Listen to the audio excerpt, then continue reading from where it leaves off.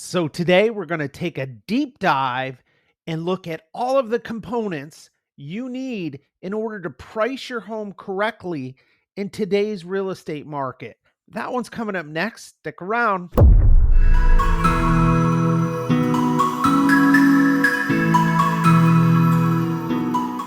Hey everyone, it's Matt here. Thanks for joining me. Today we're going to take a look and dissect pricing your home.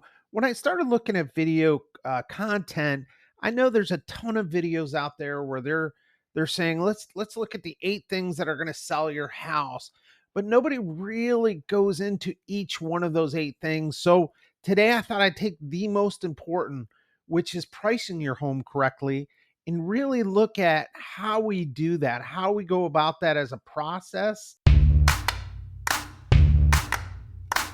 First and foremost, obviously, getting somebody who knows how to run a comparative market analysis is going to be key for you. Obviously, real estate professionals that are experienced should be able to do that. Appraisers can do that. Now, with the onset of automated valuation sites like Zillow, everybody knows Zillow. That's not really what I'm talking about. You need your real estate professional. And if your real estate professional goes to Zillow to evaluate your home, you need to go look for a different real estate professional.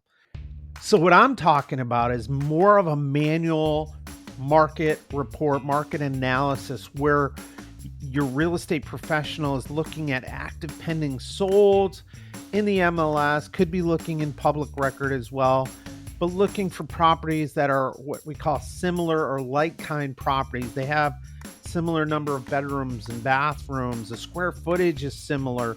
It's in a pretty close proximity to your home. It has the same upgrades, or we make adjustments for those upgrades.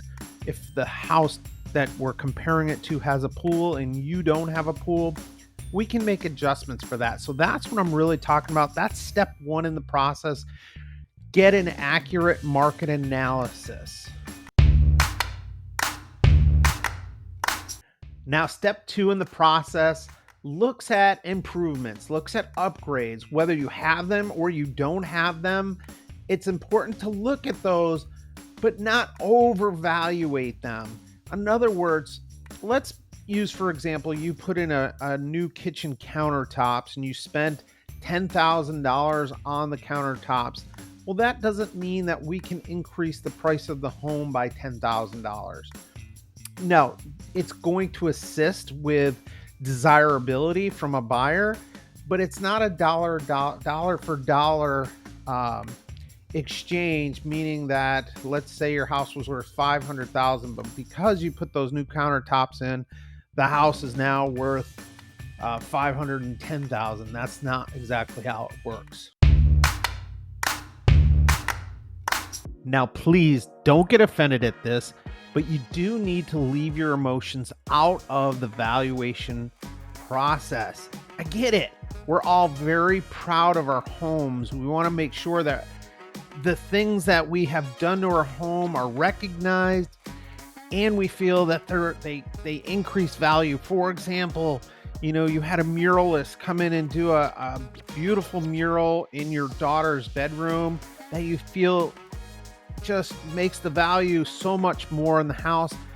However, a buyer may not look at that as a value add to the house, and you can't let your emotions get involved with that. And that's all I mean by that.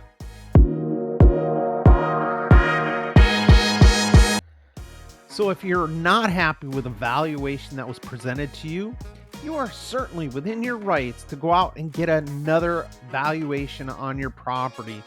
And if an experienced agent is working with you, they would be okay with that too. You certainly have the option to go hire an appraiser or have a second agent look at it and give you their evaluation. Doesn't necessarily mean you need to go with that agent, but at least it may provide peace of mind to you. So don't be afraid to do that.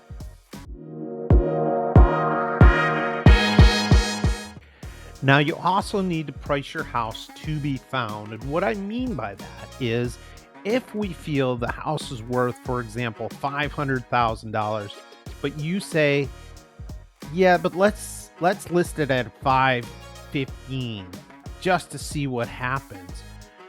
Those that are looking in the 500 realm may not have a search up to 515, so they're never going to see that house. And this is a problem I see quite often where people are just trying to get a little more for their property and they put it into another price point or another search avenue. People typically search homes, between 4 and 500,000 or 500,000 and 550,000. They don't search from 400,000 to 515. So your house could get missed if you are trying to put it somewhere where it can't be found. And right along with that, don't get creative or tricky in how you price your home using your lucky numbers or your wife's birthday where you're pricing it at 572,462. That does not fly well, and it makes the buyer feel that there's something weird going on. So please don't do that. Now remember, pricing your home is a fluid process, meaning that you have to constantly keep an eye on the market. Your real estate professional needs to as well, and you guys need to be in constant communication to ensure one sale in the particular neighborhood you live in could throw off your pricing completely. So that has to be constantly looked at. Now, last on my list is to be prepared for any unexpected changes in pricing. Let's say you have somebody who is interested in buying your property, but wants some closing costs, or during the first visit of the house, they notice that the roof needs to be changed in order for them to get insurance on it. So be prepared for that. Make sure you've got a little bit of a contingency in your pricing. If you have any other questions or you want me to come out and take a look at your house and give you an honest opinion of pricing, of course, you would need to be in the Central Florida area, but I'm more than happy to do that. Been in business since 2002, so I definitely have a good background in evaluating property. Thanks for watching. We'll see you on the next video. Bye-bye.